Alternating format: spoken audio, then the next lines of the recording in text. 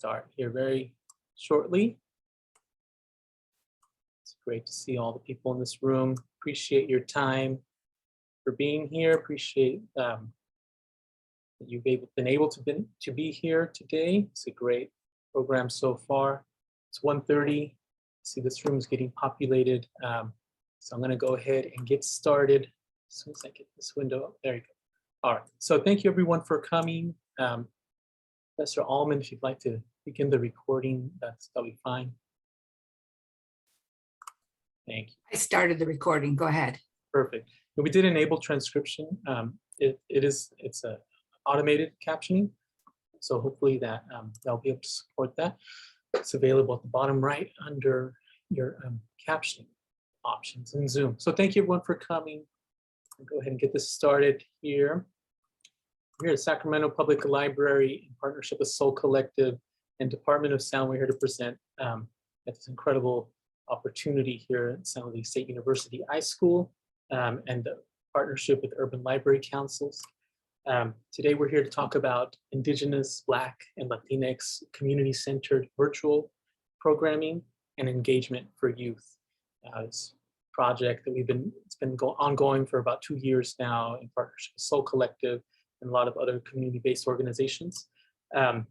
Today's presentation is going to be in partnership with Ken Foster, who's a youth director at Soul Collective, Sacramento, California, in the United States of America, and who couldn't be here today because they are in an airplane, but Benwar Shepard, who's Director of Education at the Department of Sound, and also Executive Director at Bigger Than Us Arts Education, also from Sacramento, California. And my name is Ricardo Ramírez. I'm the Bilingual Outreach Librarian for the Sacramento Public Library in Sacramento, California.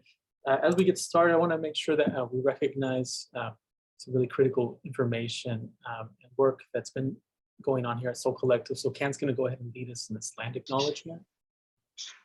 Hi, how's everybody? Thanks for sharing space. I'm going to go ahead with the land acknowledgement. Our collective would like to acknowledge the land on which we are gathered here today. We recognize that we occupy space on unceded land. For thousands of years, this land has been the home to the Nisenan, Maidu, and Miwok tribes. We are honored and grateful to be here today on their traditional lands and commit to building a reciprocal relationship with the environment and agree to do our part in participating on protecting the land on which we occupy. We encourage others to learn more about Indigenous people, the many tribes, the sacred lands, and the waterways, as well as the native animals and plants that are indigenous to the land on which one occupies. Thank you, Ken.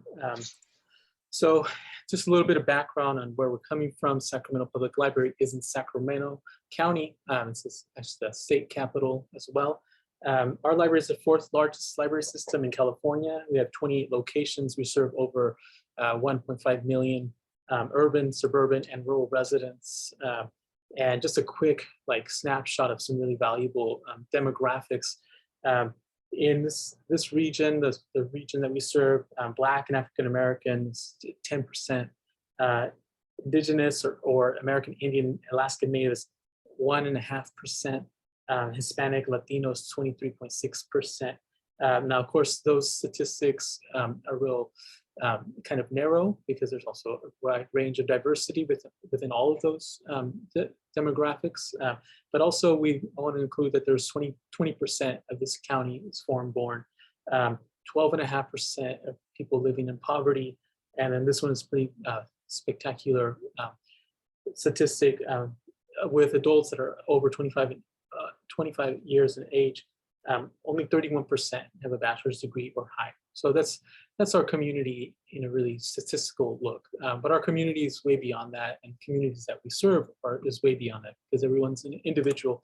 I just want to also share a snapshot of some mapping that one of our analysts at Sacramento Public Library has put together for us. This is what we're looking at here is internet access relative to poverty levels in Sacramento County. This is a really narrow view of this region, the heart of Sacramento. You can see at the top left, there's dark purple. That means low access, high poverty. And you can see there's a big line, there's a white and a dark purple line. And right there's a big swath of road, Broadway right there. It's in Oak Park. So there's some historical issues that are happening in that neighborhood. And if you were just to use your deduction, you can deduce what these populations look like, right? But also just released yesterday by the Othering and Belonging Institute from UC Berkeley is this report yesterday, it's hot off the presses, that 77% of residential land is exclusively reserved for single family housing in the Sacramento region. So you can see the hot pink is single residential land, and the light blue is available for apartment complexes. So it's really small and it means a lot. And I urge everyone to take a look at this institute. I'll put the link in the chat in a little bit. The information that's been released yesterday is phenomenal. The Othering and Belonging Institute really drives the work that I do, both as a librarian, but also as a community activist. And it also allows me to understand some of the more complex nuances and how to advocate for the communities that we serve. I'm going to just also jump into our equity statement. I won't read it all. This was developed by a fantastic team of librarians and staff at Sacramento Public Library, but I'm going to go straight into these 4 concepts here. That the area of focus of the work that we do, bridge the digital divide by making technology available as equitably as possible, work with our communities to build responsive and equitable library collections, programs, and services, conduct community conversations to bring more diverse voices to the table, and examine our business practices to provide equitable opportunities to businesses that represent our communities. So my personal engagement service philosophy really looks at this type of these statements and also the type of work that I've done before and after I became a librarian. But one of the things that I am really committed to is establishing and strengthening relationships with Sacramento County community-based organizations that support Indigenous, Black, and other people of color and marginalized communities, creating visible and community reflective practices within the organization, connecting with youth from these organizations, connecting with Indigenous, Black, and people of color professionals who are in creative, social justice, and STEM careers, connecting them together, ensuring that small CBOs, those are the CBOs that are run at the people's apartments, have access to library resources, staff training, summer reading programs, recruitment for their youth, for our stipend and scholarship opportunities. And then, of course, creating system level programming that expands our own staff's and our public's perceptions of who and how the library operates for. So these are things that you're about to see here. And they all have to start somewhere. So I started as a youth children's librarian in the South region. And one of our libraries closed for about 4 months because of a building maintenance issue. But when we had a reopening, we reopened it acknowledging the land that we're on. So we had Danza Azteca, Shibi Tek Weekly come. These were patrons. There were also community advocates. And they opened up with a Danza Azteca ceremony. And it was incredible. The community that we serve was really reflects the wide diversity of our entire region. And so it wasn't just people who were into danza, it wasn't just people who were from Latinx communities, people from India who were really impressed and also really responding to, like, this is the type of things that we do in our community, right? And at the same time that this was happening, I saw there's a big library system, I saw some work starting to come up from another librarian. This is an example of one of their projects that they did, Indigenous gardening programs, part of this series, Indigenous Pathways to Community Building series. And I was really excited about this, and I connected with them. This is my librarian who has been very instrumental in putting so many tools at my disposal for making this work possible. Vanessa Chacha Centeno, who's now our equity system supervisor at Sacramento Public Library, but they also do things with ALA, Critical Race Theory Collective, powerful stuff, incredible ally, and incredible librarian. This work led to some relationships with some organizations. So Can Foster's here to represent Soul Collective. And Can, I'd love for you to describe a little bit about what you do. Oh yeah, I'm a community organizer for young folks in our community, and I don't know, I connect with young folks, try to build relationships with young folks, and then ask them about their dreams and passions, and then try to make that, try to help make that happen. Yeah, and if I can't make that happen, then it's my turn to do the research on who to connect young people with so that they can do what they want to do. I was gonna read what you have here. Okay.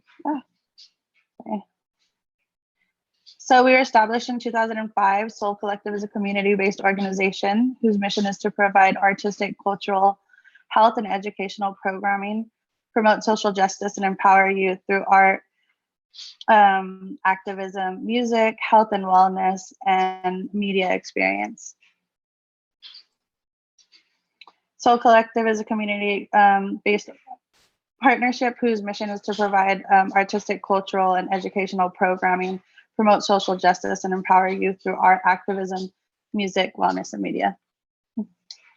Yeah, so that's us, and we're in Sacramento. There's about, I don't know, we have a board of 6, and we have a team about 5, and yeah, we're doing the work. Thanks for having me. For sure, Ken. And doing the work is exactly it. Soul Collective's been around for more than 12 years. And I think that seeing, just as a fan, the programs, the events, the missions, the values that they have is completely transformed the work I do as a librarian. And this in particular is an example of that.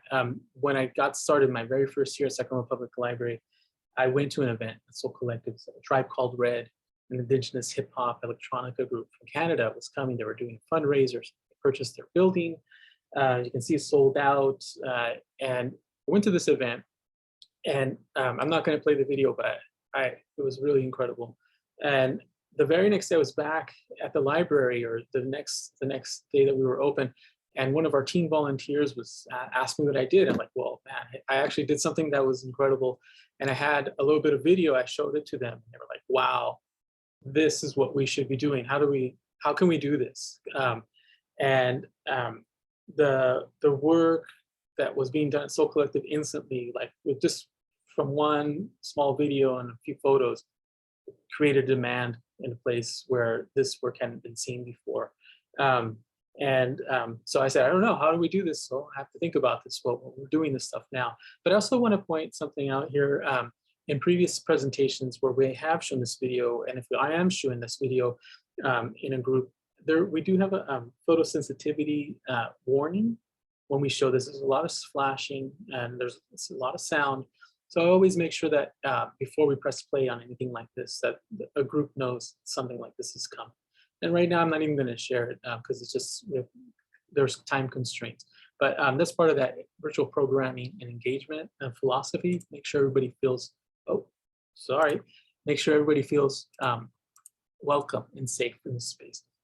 So going back to last year, California State Library had an opportunity for youth voice projects. And this one in particular wanted to connect the library with youth through community conversations. That's part of that equity plan. And these were through virtual engagements, and I was a part of the department. And as this was coming, when they were gathering organizations to invite, I said, well, Soul Collective's doing this work. We have to invite them and make sure that they know about them, because these are the youth who are actually leaders right now and have incredible leaders. So let's have them in. And they came. And what was wonderful about that is they came, and they also came together, and they came with really strong input, and they were a part of, I think, all the conversations. And some of the things that they asked for, some of the things that they responded to, such as saying that they felt safe because their voices were being recognized, and that they could see their input on the design of programs, and even library spaces in the future was being taken seriously, made it so that we could continue to work with this group of youth, and also made it so that Ken and I could actually officially connect through our jobs. And one of the first things I did was another California State Library grant, this virtual youth programming grant. And the project that I put together was called Sound Connect. And this project brought professionals from recording, music, television, and film production to come and teach classes and interview with teens to talk about the work that they do, but also learn about how they do it, learn to do it. This was a 6-week program that happened last year. And we wanted to make sure to emphasize that the intellectual property of the work that they were doing, of their recordings, their interviews with their families and their friends and their communities was going to belong to them. And we also taught them what that meant and how to ensure that that's something that they could look at as they continue to engage with social media and other types of media production. So that was a really critical thing. And Benwar Shepard, who's not here today, was the lead on that, right? We were able to contract out to the Department of Sound. So we had professionals who knew what they were doing and do this really well and do it a lot. So if Benwar was here, they would talk about all the schools and all the after-school programs here at in Sacramento and beyond, where they're teaching. They're either virtually or actually in classrooms teaching music production, and they're bringing professionals who look like the community and also who represent community voices. And this project was really important for me to do right. And even though there was a lot of things that we learned, such as a 6-week program for teenagers in the summer, it's probably not the best idea. Let's do it in 3 weeks next time. Those were things that we thought were important enough to propose a grant and follow through on it, right? And this year, actually, in a few weeks, we're going to do round 2. The city of Sacramento is going to provide grant funding for us to be able to hire teams to participate and take this to the next level.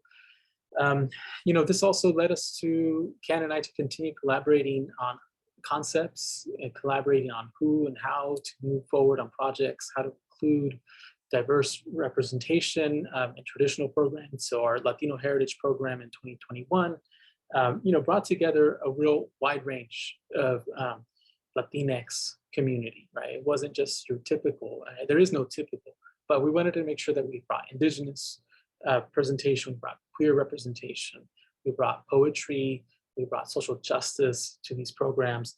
And we wanted to invest in the local arts sector. And this were all priorities. These were all connected to our equity statement. We went straight into another project called Active 18. So it's a social justice and community healing project, virtual programming.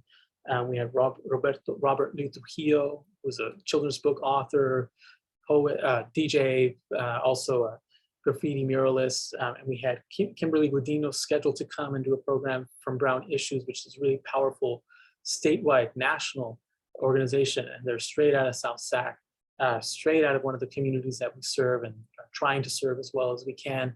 And it's giving me real feedback on what that means and what that meant for her generation and our generation now. And these programs, we were bringing young people to meet other young people. And this is really important. We have to understand that our community partners, our artists, our presenters who are from these communities, they also have things going on. It's not the only thing in the world. So a big lesson that we want to share is being flexible and understanding the partner's capacity, focus, and time. Now, capacity, this is a very capable organization.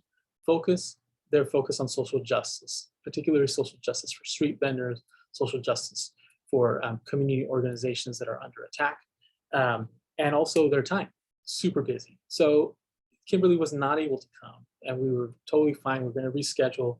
But during this time, they were also active in voter engagement. So you can see, they work with over 200 youth every week. They put 10,000 voters on 16 college campuses. So if they can't come to a one hour program, it's okay. They're doing some stuff, and it's really important. But our program didn't happen. It hasn't happened yet, but within a week, we were already engaged. So I was able to, through my outreach work, get books to their groups, right? So the best stuff happens offline. You can't see it, somebody else is doing it. You just need to make those connections.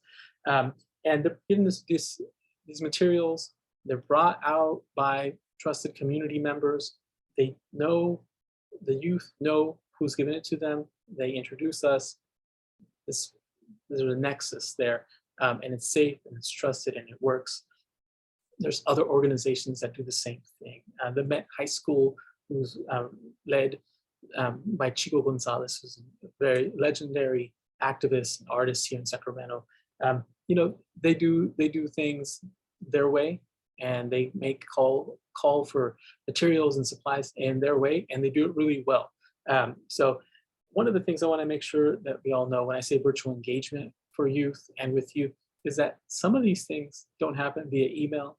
Some of these things don't happen over the phone. They're through Facebook Messenger or Instagram Messenger, and that's how you get those these projects started. Naturalmente Indígena, this is an all team-led program, and I was able to bring some books to them that they distributed through their danza programs, through their team programs. But I also want to let you know that it's led by this child here, Lulu, who was one of the danza kids that came out to that program 6 years ago, who's now running this nonprofit organization on their own. So these are the things that matter. These are the organizations that are putting the work in. Escape Velocity Resource Foundation, Literacy for Black Youth is one of my inspirations, right? They do things their way as well, and they are able to connect with the community in the best way because they're from the community, right? And through partnership, been able to distribute materials to them. And I love the reciprocal engagement. Their social media is always very responsive to our programming. They'll say thank you, but they'll also if I send them a link or something, hey, the Schomburg in New York is doing the Black Comic Book Festival. It's free. It's through Zoom. They'll promote it through their own network for their own community. Something that is only possible through community engagement, right? We also have Sacramento Native American Health Center, SNAC Youth Media, who has their own cohort of young people doing their projects. So they promote our work. We love what they do. We're inspired by what they do. They make their own flyers for our projects. It's incredible. I love what our communications manager says about that. They know their community best. They know how they can understand what the message is. So more kudos to them and a great benefit for us. But really, it's the fact that the community is becoming aware. This also leads to the fact that in working with Indigenous, Black, and Latinx communities, there's a lot of nuances that go along with that. And in particular with Indigenous communities, through a virtual setting is something that you have to work towards to do the right way. It can't just be because you think it's a good idea or you like this author. You actually have to bring community members in. We had an author-illustrator combo, Chet Lowry and Meshwa Alvitre, come in, but we were able to invite Dr. Melissa Leal, who's an expert and a local expert on Indigenous communities, to facilitate this program. And they were so good at doing it, and they were so excited at doing it, that they came back and did it again when we had through a partnership through UC Davis School of Education. We had David A. Robertson do another program. So they facilitated this program. We were able to say, our virtual setup is a certain way, but if an elder from the Indigenous community wants to have their mic and camera on during this program, we're going to allow it because that is part of the process, right? So I think that, one of the big takeaways is that we've been able to fund another grant through the State Library, Indigenous, Black, Latinx, and STEM. It's a 2-year project where we'll have virtual book clubs with kits and materials to engage with STEM and STEAM leaders from the community, virtual teen programs that are also working from Indigenous, Black, and Latinx communities, scholarships for teens to be in leadership roles during these programs, and in-person field trips with chartered buses that are going to be sent to our community organization spaces or libraries that are in priority neighborhoods so that we can pick families up and take them to these spaces. So I think that's kind of a big part of what we do and why we're doing it. We want to make sure that the way that we do it, especially with this project that we're about to head into, we have a lot of programs and a lot of space for a lot of people. The buses are going to pick people up. We're going to be able to bring and provide Chromebook and hotspots for participants by request. We'll send materials by mail to their home or community-based organization locations so they can pick it up from the community members that they know and trust. And we'll have interpreters and captioning available in English, Spanish, and ASL as requested or as suitable. So that's our project. That's the work we do. There's other people doing great stuff at Sacramento Public Library, but working with Can and Benwar, we're able to do this type of work, and we have some good projects coming up. So Can, thank you for coming. We have 6 minutes for question and answers. Please, if there's been any, hit us up. If not, Ken has a little bit more they can share. Any questions?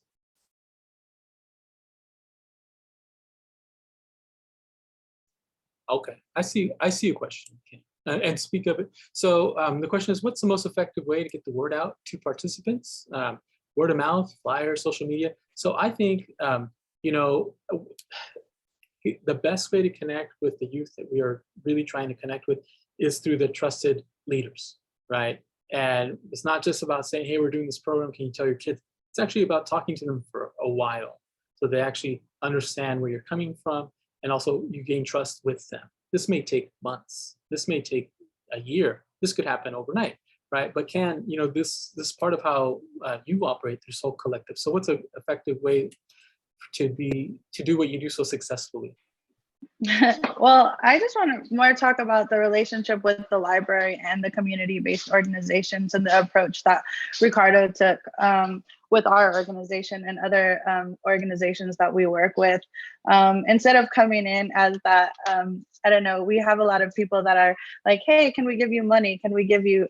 And a lot of the times we have to think and collectively decide on if we want to accept certain things. The way that Ricardo came in is he wanted to build a relationship. He wanted to have his family involved in different things as well. He wanted to meet different people and bring people together. So it wasn't really this like savior type of librarian relationship. It was a trusted relationship. Then he gave us autonomy to work with our different cohorts that we work with. So I was able to then come to my collective and be like, hey, this person could come in and talk to young people about tutoring, about games, online books, Audible, hotspots, expectations, you know, without any expectations, sorry. So the team was like, oh yeah, can you invite him to come and talk to us? And then, so he talks to us as a team, and then each person in the collective then builds a relationship with Ricardo, and then he has these different opportunities to talk to young people, or could connect us with other folks in the community, and then we do the same. And so it was really cool because, you know, young people were able to, you know, go to different book readings, and they were like, the author looked like me, or oh, I knew what he was talking about. We got some information about young people saying that they weren't interested in reading, and that they learned, you know, that there was this Audible option, and it was free and very easy to go online because, you know, young people are tech savvy. So they're like, oh, I was just listening. So now I clean up my room and I'm listening to, you know, this Audible, and I'm not reading it, but I'm still getting that information. And just like hearing these things from young people is just, it makes that relationship with the library that much more special for us. So then, you know, we're able to connect with people. Oh yeah, and then giving us the autonomy to even make flyers and say, hey, the library is going to be there, or the library is having this event, and there's going to be books, and there's going to be interactive activities to do. So I don't know. I think it was just the relationship, the approach that Ricardo took with the Sacramento Library, and then also all of the other folks that work at the library that then built a relationship. Like, hey, you know Ricardo? Yeah, we know Ricardo. Okay, cool. And then from there, build other relationships. I mean, there's other people that we talk to also, but we trust more that we can spend time with these people because they're focused on the community. So yeah. I think that's kind of in a nutshell, how do we put the information out there? There's time for one more question, and I don't know if you saw it, Can, but it does Soul Collective work with unhoused youth? Yeah, definitely. We do work with unhoused youth. We actually are in partnership. So what we do at Soul Collective is we connect with other organizations that are doing the work that might need a facility.